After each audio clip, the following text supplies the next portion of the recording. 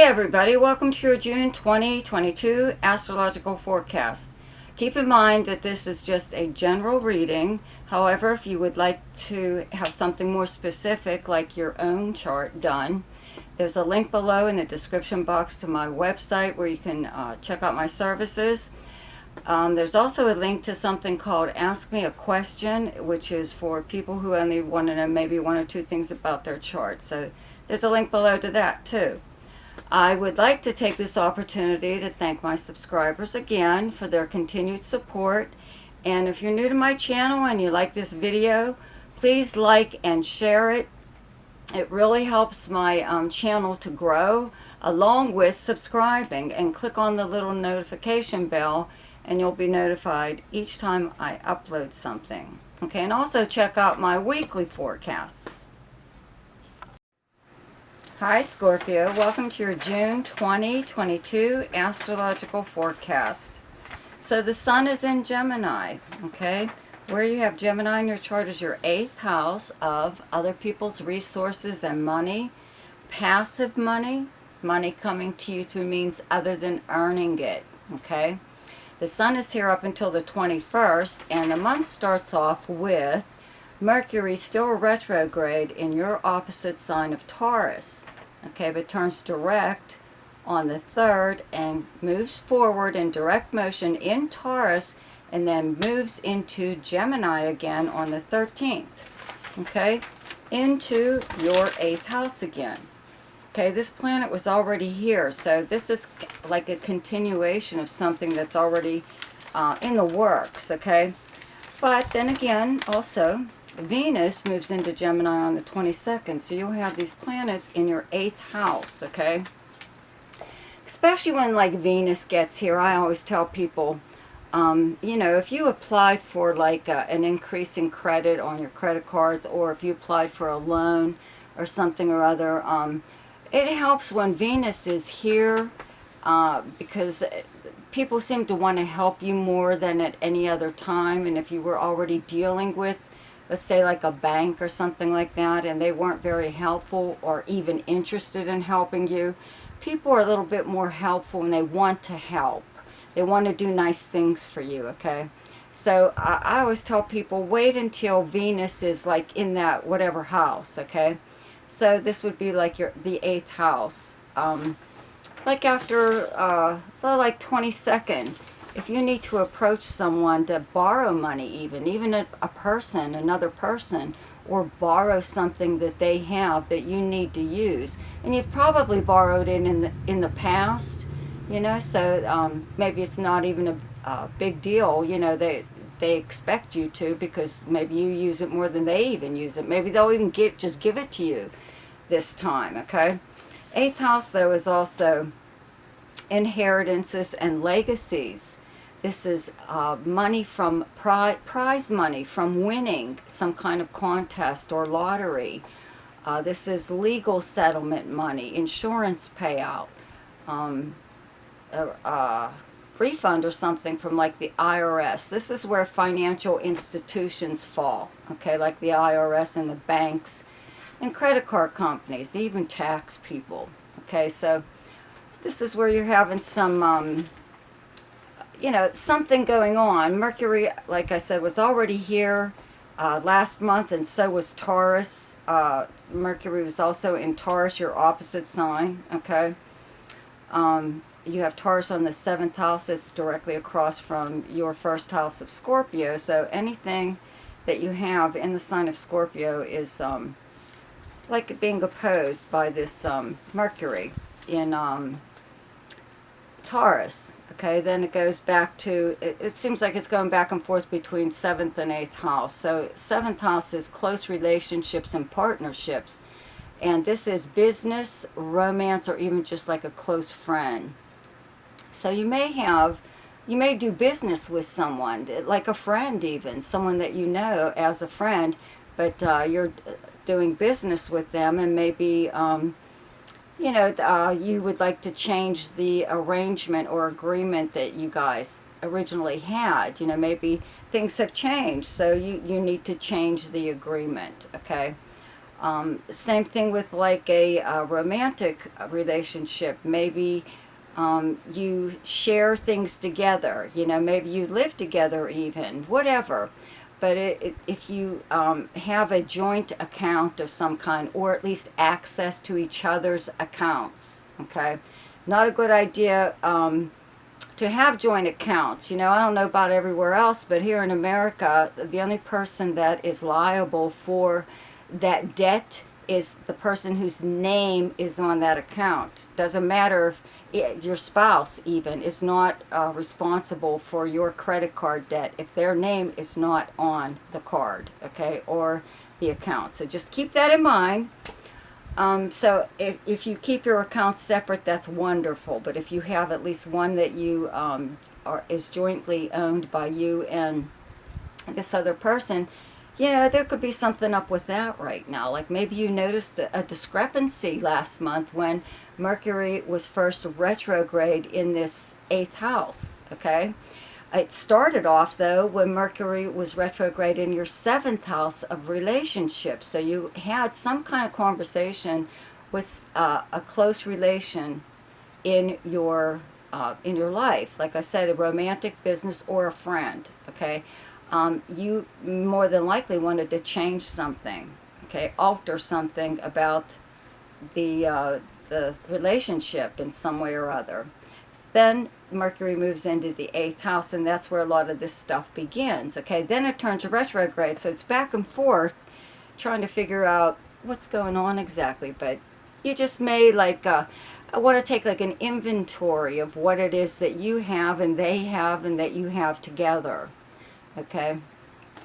So, there's a full moon, okay, in Sagittarius on the 14th, and you have Sagittarius on your 2nd house of earned income. It's directly across from your 8th house of Gemini, and these are the two money houses in your horoscope. So full moons are there to bring an issue or something that's turned into an issue, okay, to the surface where it can be dealt with and then done away with. So 2nd house is how you earn your money. This is money coming from work that you do, a position that you hold.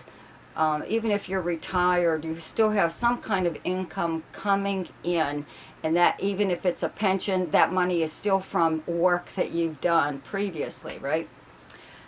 So I would have to say that, you know, whatever will come to a head on, you know, around this full moon, like a few days before or after or during this full moon, in regards to property or something that you own with another person possibly. If that's not the case, if there isn't any partner whatsoever, then this is something that you may be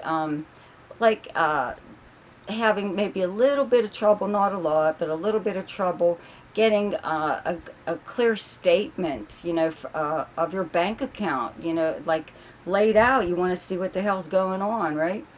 Or with a credit card company, you just can't get like a normal response, you know, or nobody responds to you or whatever. You just can't get the help you need to get down to the bottom of what the hell is going on with your accounts, right?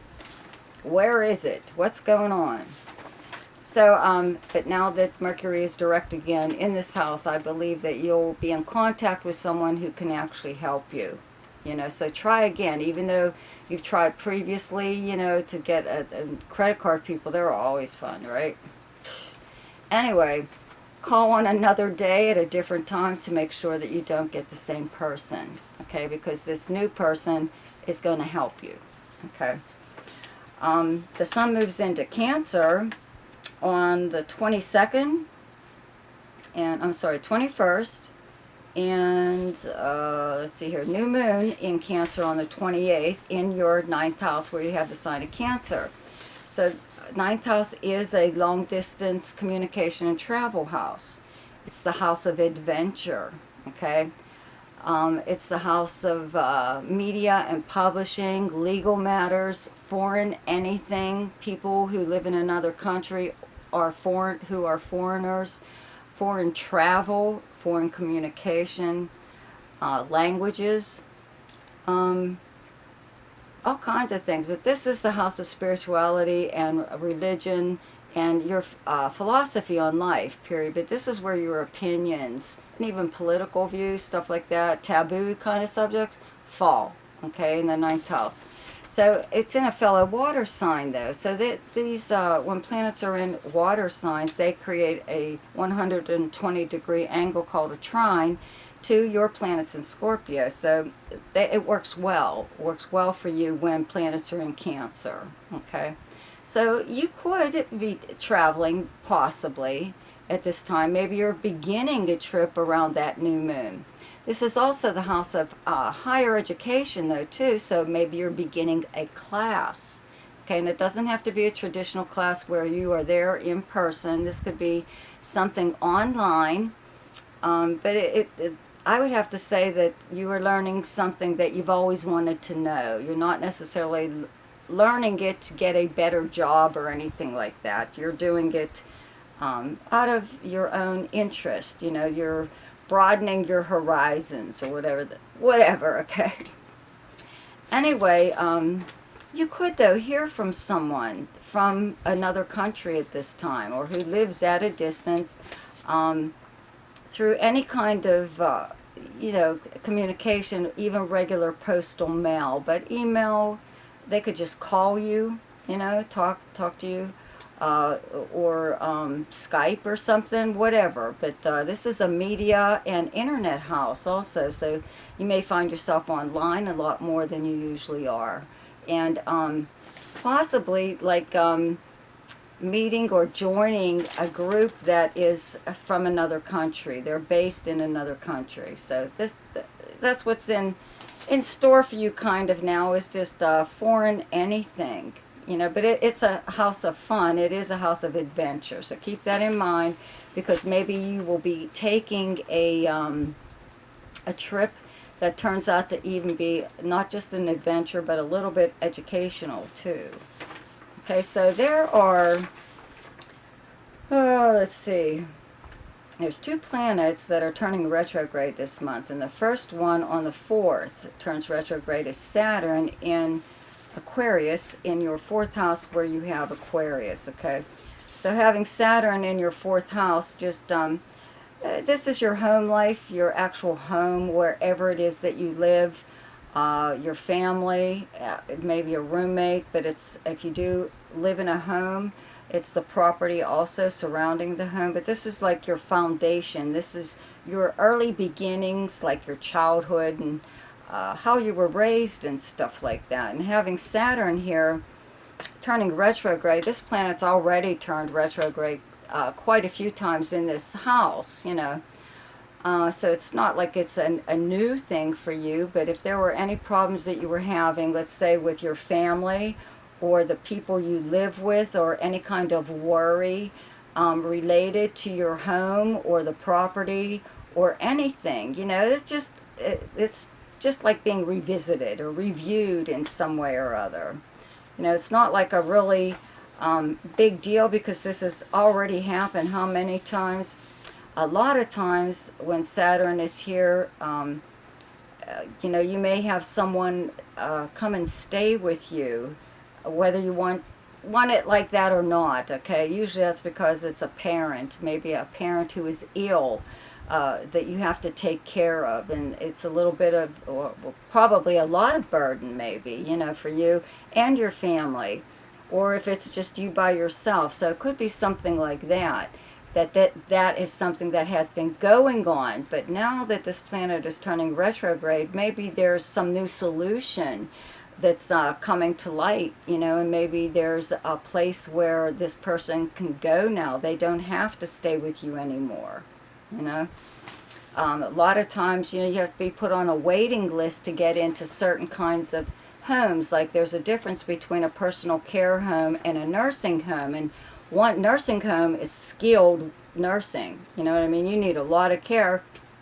Whereas a personal care home, they just need someone to look after them and make sure that they take their medications on time and whatever, you know. But a lot of times there aren't openings everywhere like that, and you do have to be on a waiting list. So I would have to say that maybe something like that might happen here, is something may open up for someone who is ill that is staying with you. Okay.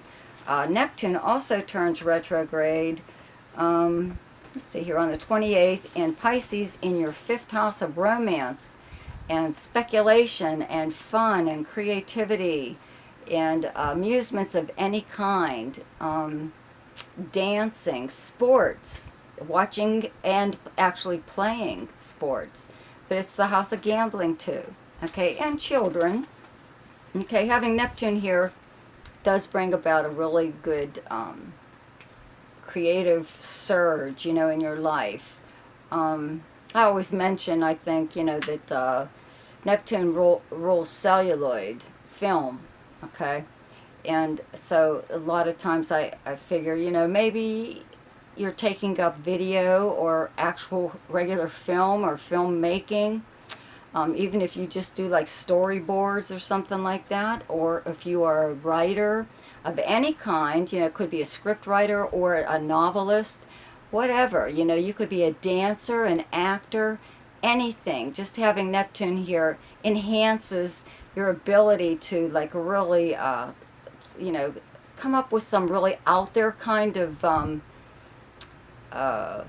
images even. You know, I always call this the Salvador Dali of art. You know, that's what I think of when with this planet, okay?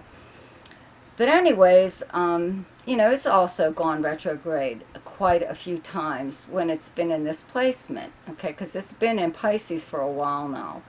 And as far as romance goes, you're like, you could be like a real pushover in a way, you know. You're if you are seeing someone, they can do no wrong in your eyes.